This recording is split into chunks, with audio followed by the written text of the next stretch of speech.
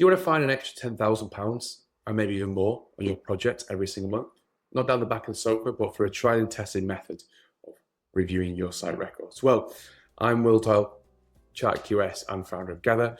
And over the next 10 minutes, I'm going to show you exactly how to capture and review those records every single day to make you at least 10K extra on each project every month, just using 10 minutes of your day, maybe even over a break.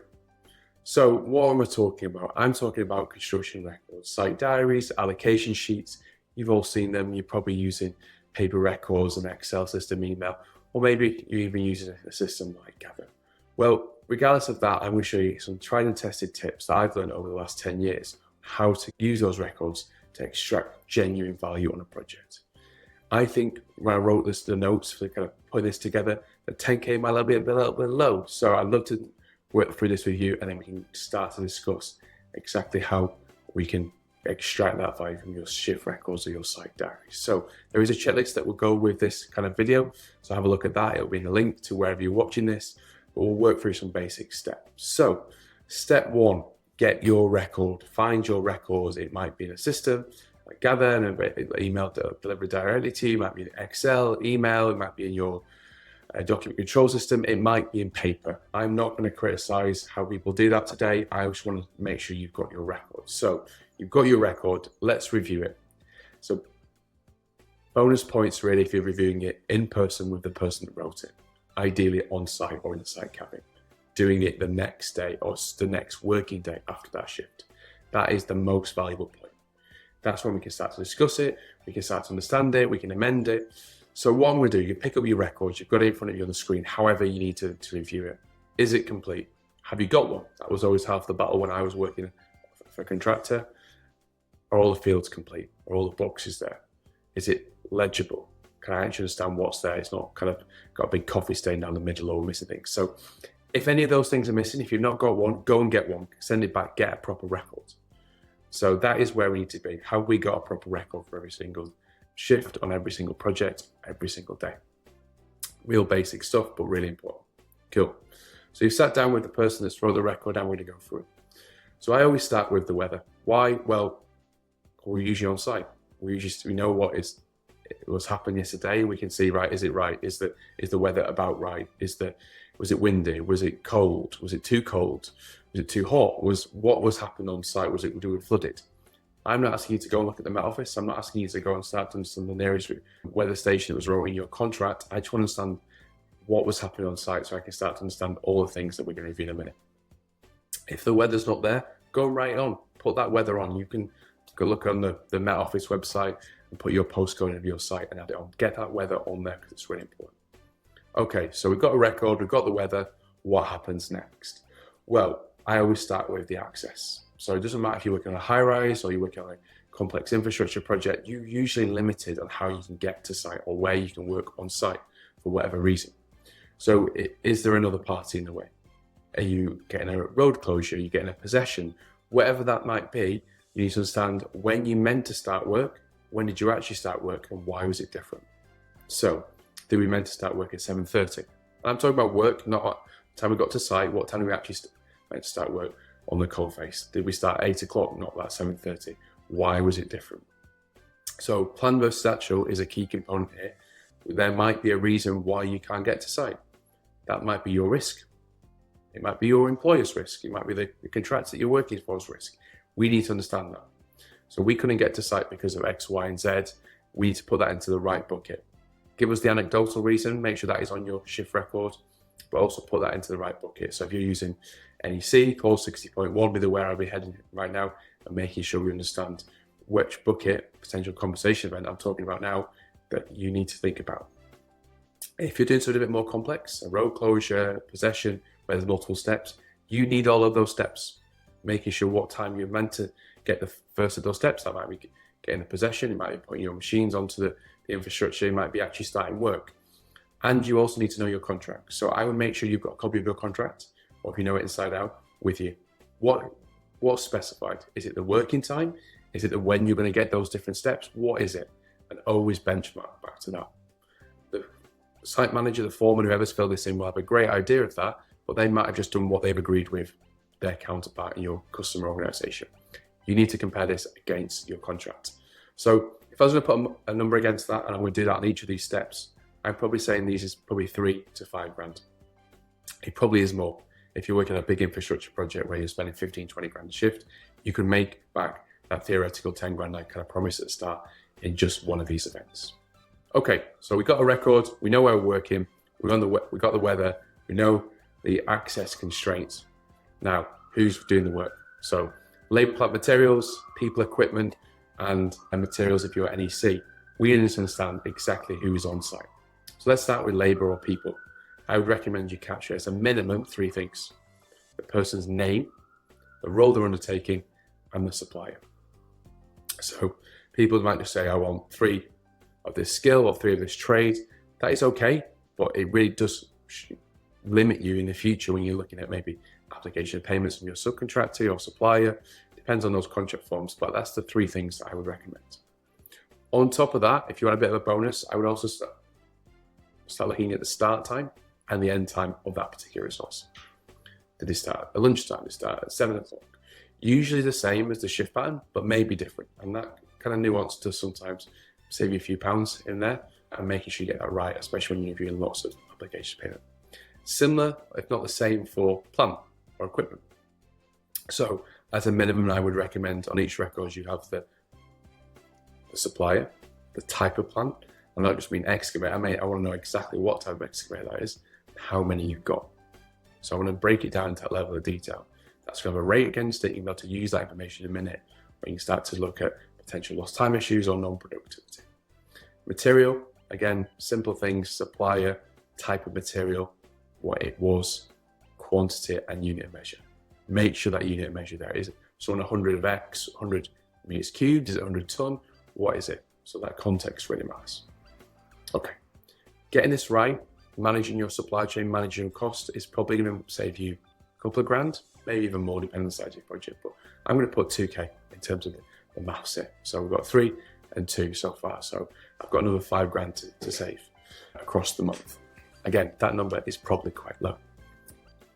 Okay, let's move on to the works, what we actually do in that day. I call this the work log. You can use it in using Gather. You can just call this the activities, whatever's appropriate. So again, as a minimum, I'm expecting to capture the location, the discipline, the activity, what we plan to do, what we actually did, and the unit of measure.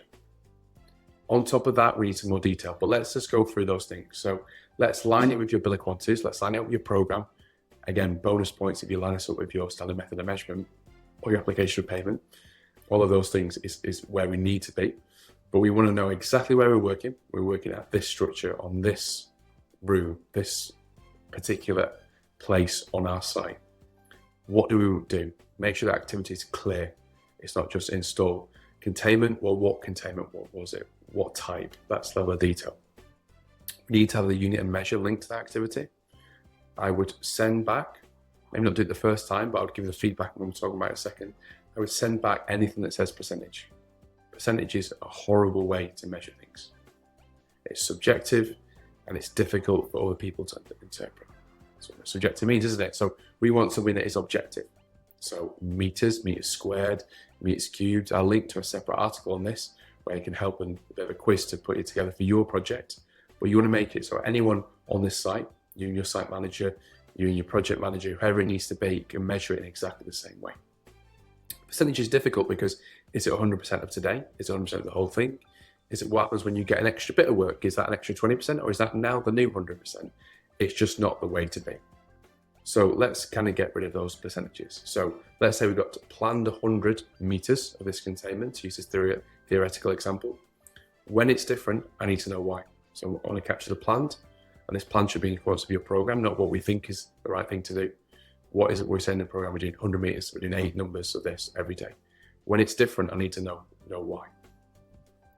So plan 100 meters, done 50 meters. This is where we need to know why. This is the bit that really matters. Give us the anecdotal bit. Give us the story. Why can't we do this? Why can't we install that over 50 meters? Once you've done that, and me, people use speech to text. We use speech to text together, get people to write into their phone, but just scroll down, write down an email, do whatever you want. Tell us the story. Once we've done that, we can start to categorize it. Again, depends on your contracts, and please check your Z clauses any amendments, but typical clause 60.1 of a NEC form of contract would be where I would be here, putting things into the right buckets. Some of them will be your risks. Humility is really important here. Make sure you, when you messed up, you've not done things, you have the right people on site, the right plan, you show that. But a lot of them will be not your risks. Ground conditions might be a good example. Things that may be provided by third parties. Make sure you start to categorize every single variance in accordance with your contract. This is where you will make your money. On top of that, I'd be encouraging your site manager or your foreman put this together to give me times. What time do we start the activity? What time do we finish the activity? When do we stop for that particular event? There was an uncharted cable in the excavation, whatever that needs to be. We need a timeline of those events. We need photos that go with that. We need the narrative. Again, a digital system obviously happens here, but you can do all this in paper. I'm not saying that this has to be in Gather or any other system.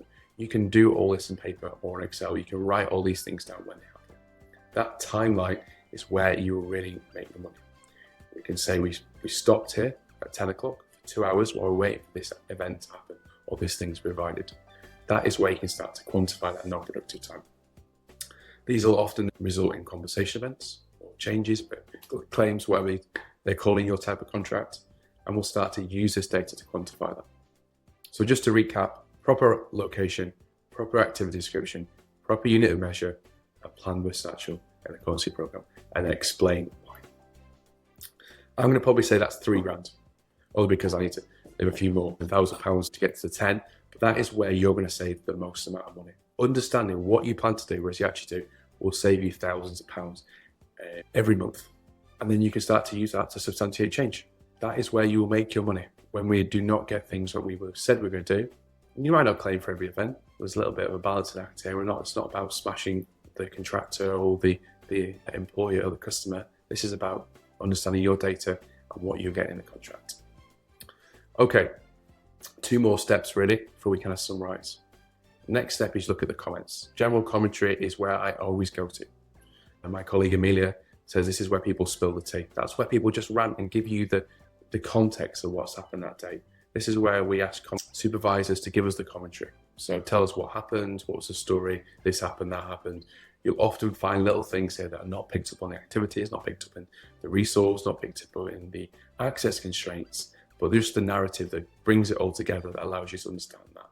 That is where I often find when reviewing records, gives you those golden nuggets. So I'm going to say that's another £1,000 by just reviewing that narrative, that story from the supervisor. Okay, so to get us to the final one really is the allocation sheet. This has to be part of your site diary, has to be together. Those 2 documents, the site diary and the allocation, traditionally separate, but bring them together, well, you're unstoppable at that point. This is where we allocate resource, usually down to probably the nearest half an hour, maybe even an hour, on what they were doing each day. The most important thing here is short-term substantiation. What was that person doing that meant that they couldn't do what they were meant to be doing is what I'm talking about. So we were stood down for an hour for non-productive time due to this issue. Going back to those activities before, we might have an uncharted cable, something that was not provided in your constant program. We need to know the resource expended against not doing anything, not just the things they were doing, give us the non-productive time. And this is not an opportunity to go and bash your supervisor, who's probably still sat opposite you while we're doing this review, over the head saying, why were the guys not very productive today? This is an opportunity to understand exactly what happened on site. We're not being judgmental, we're not saying you've done things differently, we're understanding exactly where that resource is done. Do the same for labour and plant, where you allocate by hours. If you're feeling really advanced, you can do the same for material. We use 300 metres on this, or we use 100 tonne on that. That would be probably a little bit more advanced, but yeah, still provides a lot of value. Again, that is where you round up to get to that 10K. Again, I think that might be low, but I'm not going to change the title of this video at this point. Okay, and then probably the most important point that I'd like to stress, the things I've learned the most over the last probably 10 years of just looking at records, is feedback. Don't just be that horrible QS that I was that would ring up the phone to the site manager when something had gone wrong. Where's this? Why is there no photos? Where's the record that goes with this conversation event that I've risen but not written and not given you? Don't be that person. Do this daily review, start opposite each other. Review the records and give feedback, give constructive feedback. Start with a positive, always start with positive. Thank you is where I always start. Thank you for giving me this record. This has enabled me to do X, Y, or Z. This has saved the company this much money. This has allowed us to claim for an extra £10,000 worth of change on this particular event. All the other stuff, missing photos, hasn't quite filled in all these things, they will all come if you give positive feedback. And that's going to be the final big thing in green, probably on the checklist, which I'll share with you. But make sure every single day you give feedback to your site manager. Constructive feedback that starts with thank you. So thank you for watching this introduction to how we can review records. I would be silly to not tell you about Gather. Gather allows you to automate this. You have this data in front of you every single day in your inbox at 8 a.m. But you can do this on paper. You can do this yourself. You can start to add value straight away on your project. Have a look at the checklist, give me some feedback, and let me know how much money you save. Thank you.